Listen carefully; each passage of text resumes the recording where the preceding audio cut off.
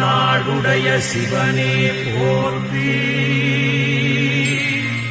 என் நாட்டவர்க்கும் இறைவா போற்றி.